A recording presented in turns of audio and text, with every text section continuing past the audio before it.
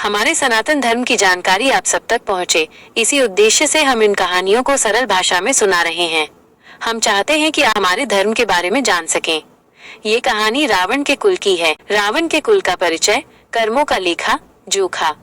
एक ऐसा परिवार जहां हर सदस्य के कर्मों का फल उसे मिला, क्योंकि जैसा कर्म होता है वैसा ही परिणाम भी मिलता है और हर एक व्यक्ति को उसके कर्मों की सजा जरूर मिलती है। रावण की मौसी ताड़का की कहानी।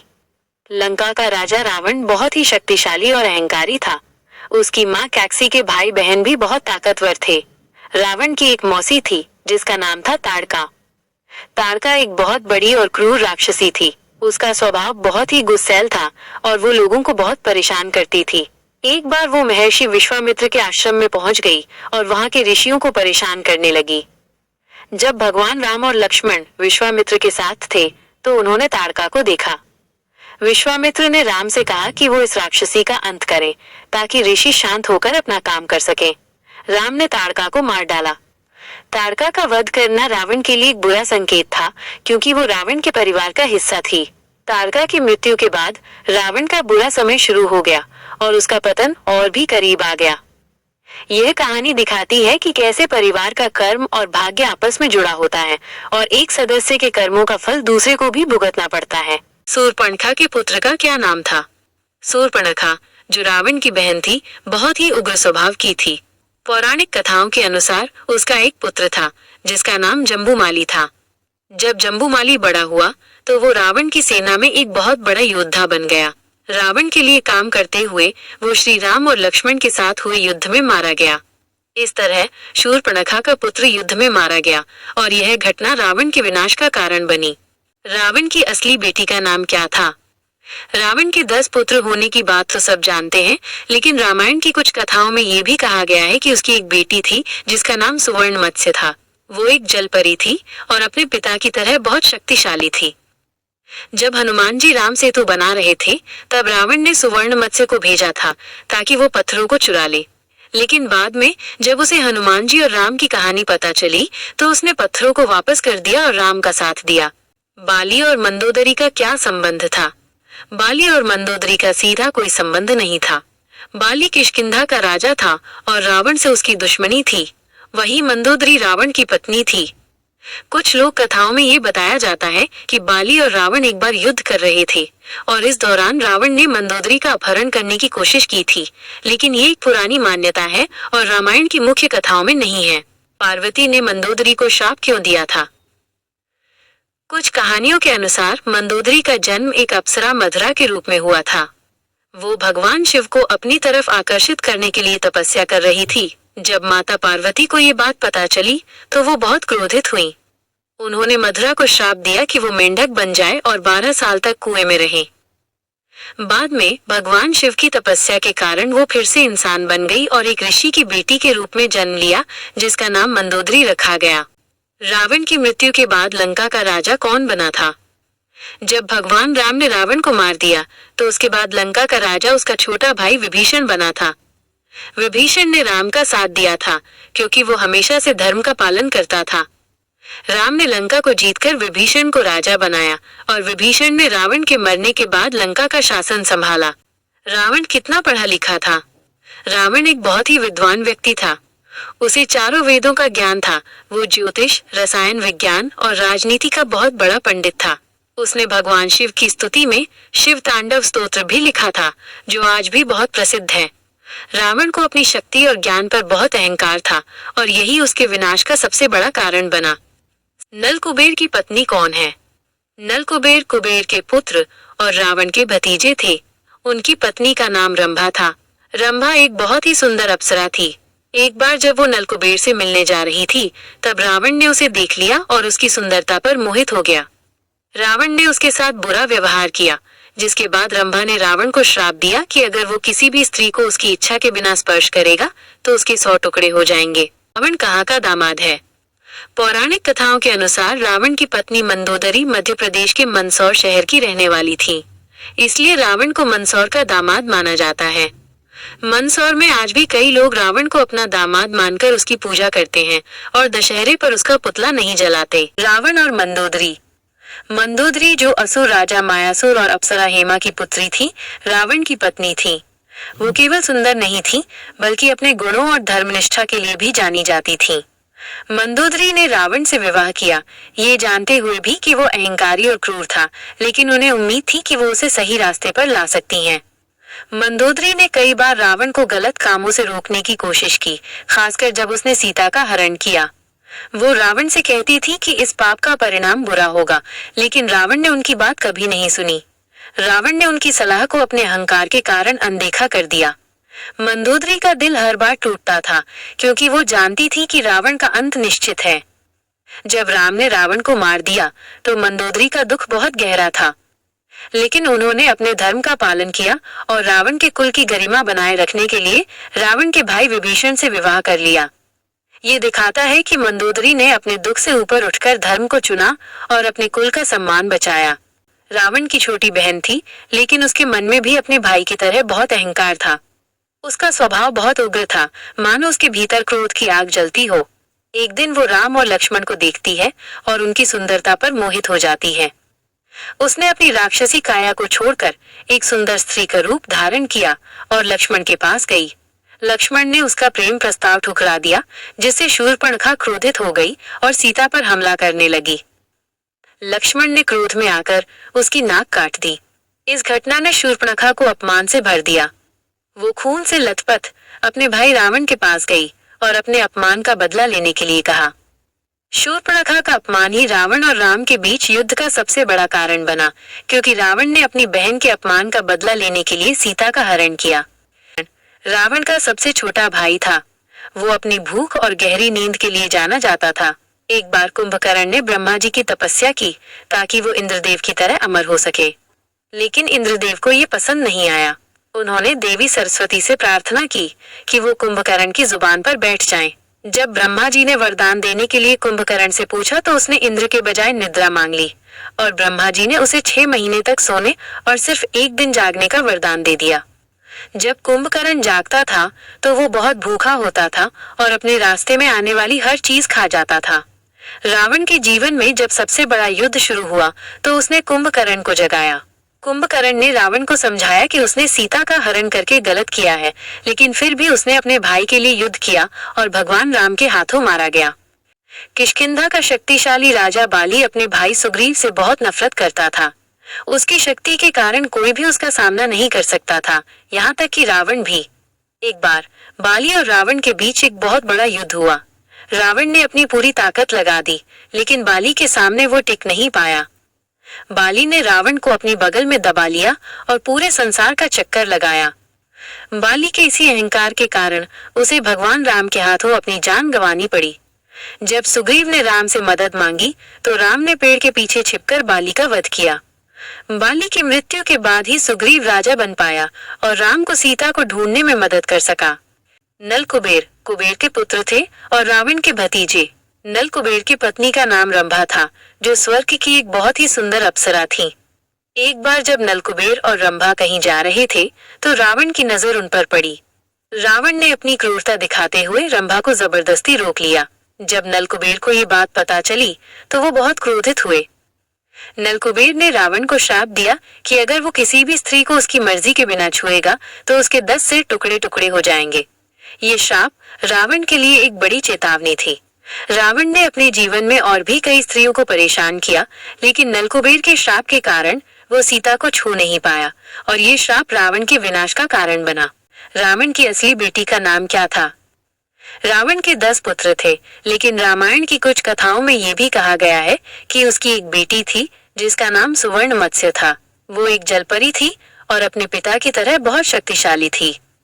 जब हनुमान जी राम सेतु बना रहे थे, तब रावण ने सुवर्ण मत्स्य को भेजा था ताकि वो पत्थरों को चुरा ले और राम का काम रोक सके।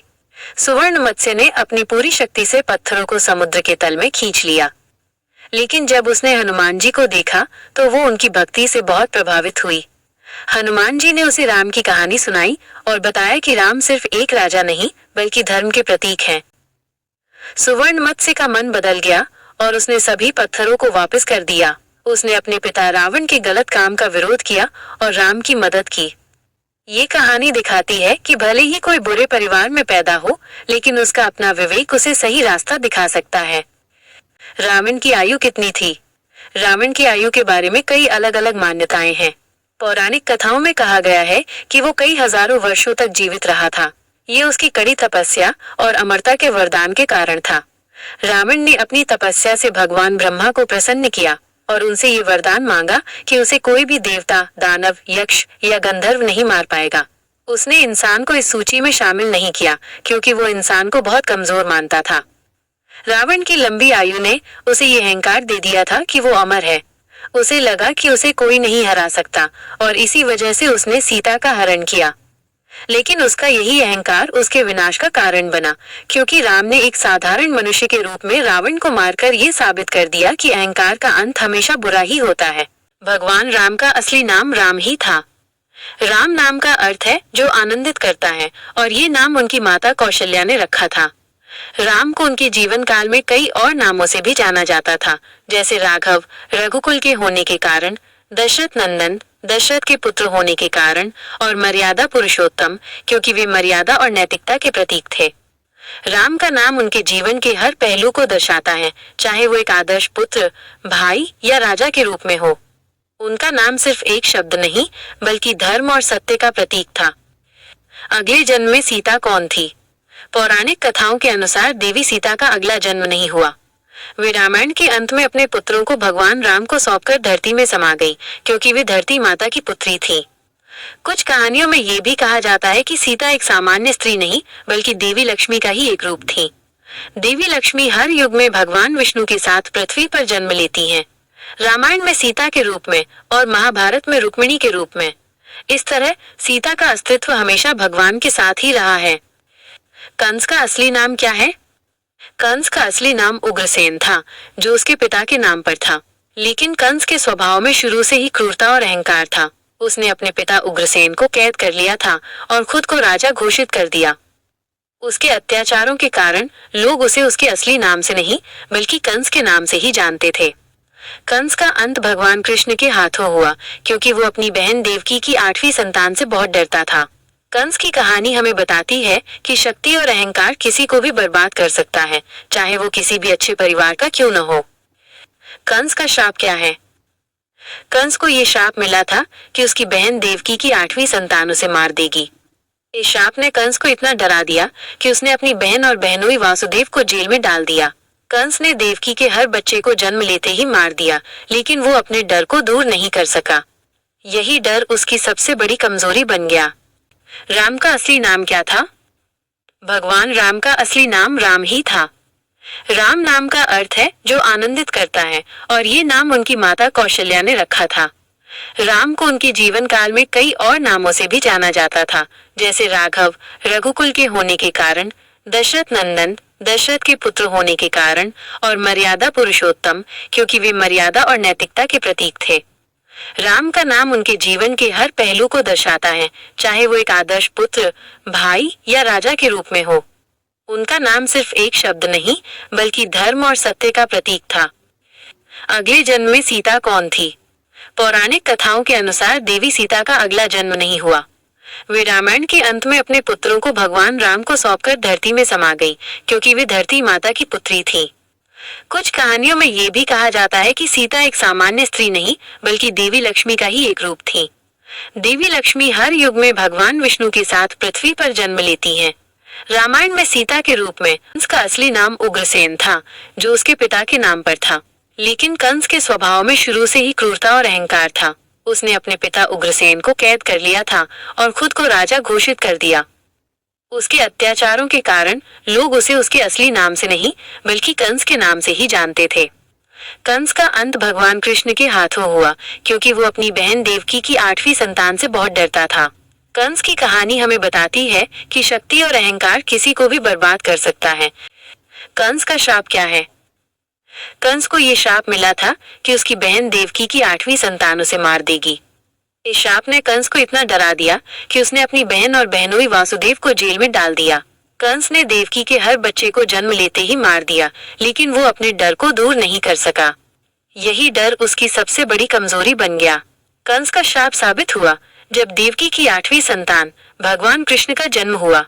भगवान कृष्ण ने कंस को मारकर 1000 सिर वाला रावण कौन है? पौराणिक कथाओं के अनुसार सहस्त्रबाहु अर्जुन नाम का एक राजा था, जिसे 1000 सिर वाला रावण भी कहा जाता था। वो रावण से भी ज्यादा शक्तिशाली और अहंकारी था।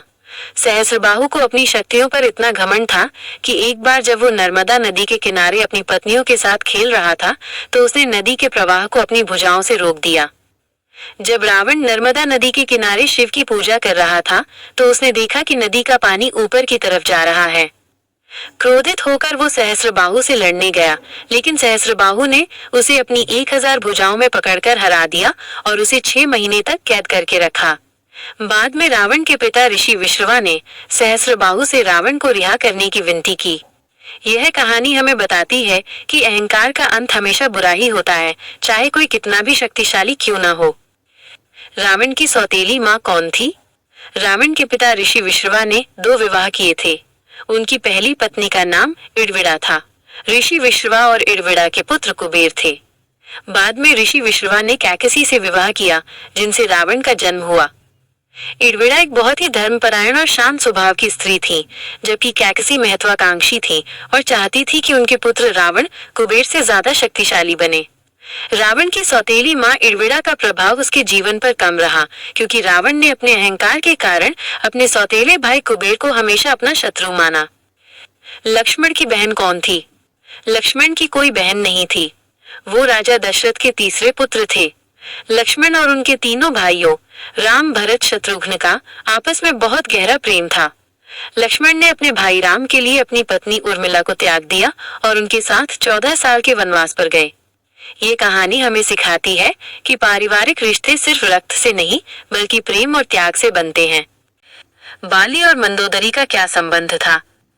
रामायण की मुख्य कहानियों में बाली और मंदोदरी का कोई सीधा रिश्ता नहीं था। बाली किष्किंधा का राजा था, जो अपनी शक्ति के लिए जाना जाता था, और मंदोदरी रावण की पत्नी थी।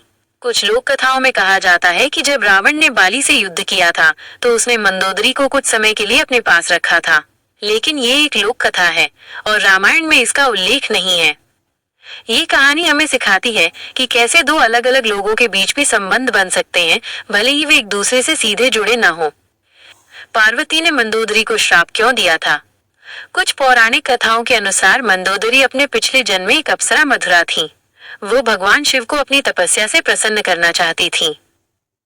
जब माता पार्वती को इस बात का पता चला, तो वो बहुत क्रोधित हुई।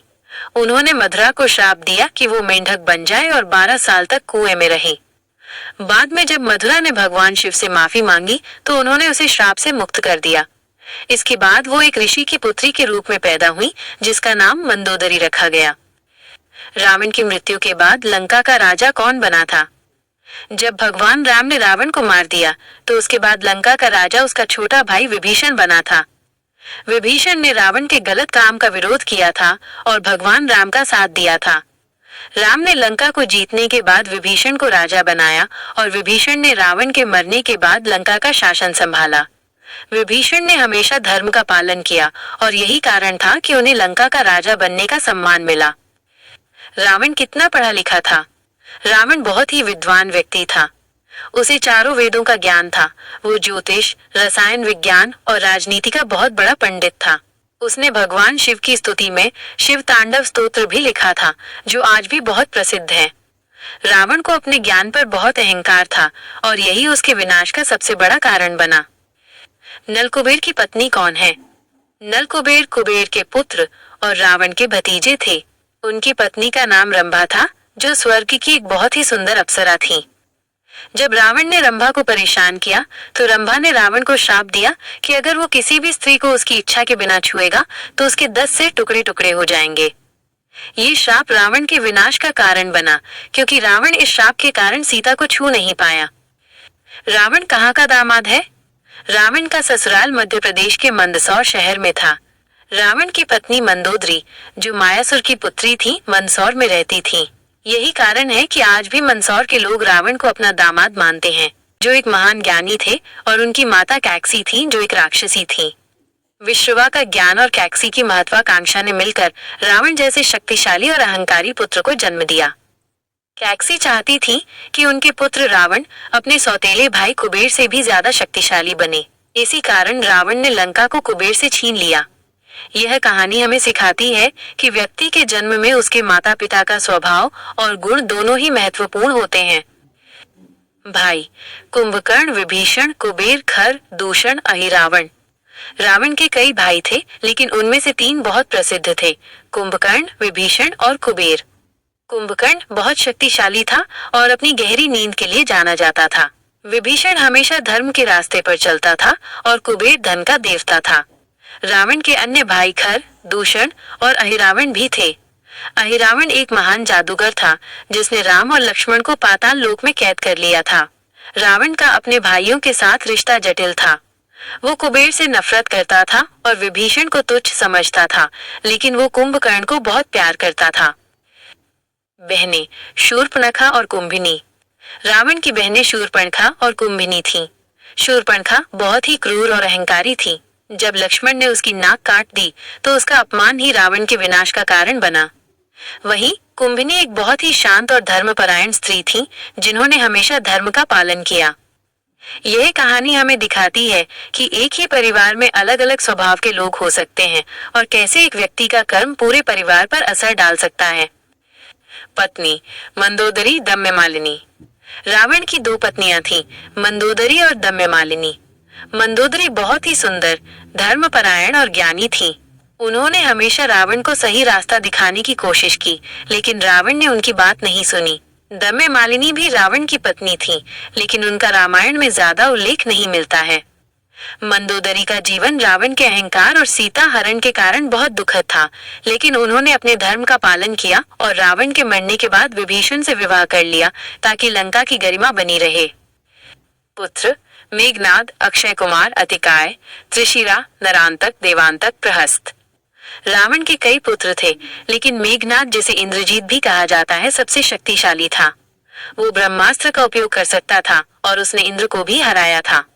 रावण के अन्य पुत्र अक्षय कुमार, अतिकाय, त्रिशिरा, नरांतक, देवांतक और प्रहस्त भी युद्ध में मारे गए थे। इन सभी का अंत राम और लक्ष्मण के हाथों हुआ था। ये कहानी हमें दिखाती है कि कैसे अहंकार और गलत निर्णय पूरे परिवार को बर्बाद कर सकते हैं। नाना सुमाली, नानी ताड़का। रावण के नाना सुमाली और नानी ताड़का थीं। सुमाली एक महान असुर राजा थे और ताड़का एक क्रूर राक्षसी थी। ताड़का को भगवान राम ने मारा था और यह घटना रावण के पतन की शुरुआत थी। ये दिखाता है कि कैसे परिवार का कर्म और भाग्य आपस में जुड़ा होता है और एक सदस्य के कर्मों का फल दूसरे को भी भुगतना पड़ता है। ससुर मय दानव। रावण के ससुर मय दानव थे, जो असुरों के सबसे बड़े वास्तुकार थे। मय दानव ने रावण को अपनी पुत्री मंदोदरी से विवाह करने की अनुमति दी, लेकिन उन्होंने ये नहीं सोचा था कि रावण का अहंकार उसके लिए इतना विनाशकारी साबित होगा। भतीजा जम्बूमाली। जम्बूमाली रावण के सेनापति प्रहस्त का पुत्र था। वो रावण की सेना में एक बहुत बड़ा योद्धा बन गया था। जब हनुमान जी लंका में आए तो उन्होंने जम्बूमाली को मारा था। दामाद विद्युजिह्वा। रावण की बहन शूर्पणखा का पति विद्युजिह्वा था। विद्युजिह्वा एक शक्तिशाली दानव था। एक बार एक युद्ध में रावण ने गलती से उसे मार डाला और इसी वजह से शूर्पणखा ने रावण को श्राप दिया कि उसका अहंकार ही उसके सर्वनाश का कारण बनेगा। पुत्रवधू सुलोचना। रावण की पुत्रवधू सुलोचना मेघनाद की पत्नी थी। सुलोचना बहुत ही धर्मपरायण और ज्ञानी स्त्री थी। जब मेघनाद को पता चला कि वो युद्ध में जा रहा है तो उन्होंने अपने पति को राम से युद्ध न करने की सलाह दी, लेकिन मेघनाद ने उनकी बात नहीं मानी। मेघनाद की मृत्यु के बाद सुलोचना बहुत दुखी हुई। ये कहानी दिखाती है कि कैसे युद्ध सिर्फ योद्धाओं को नहीं बल्कि उनके परिवारों को भी बर्बाद करता है।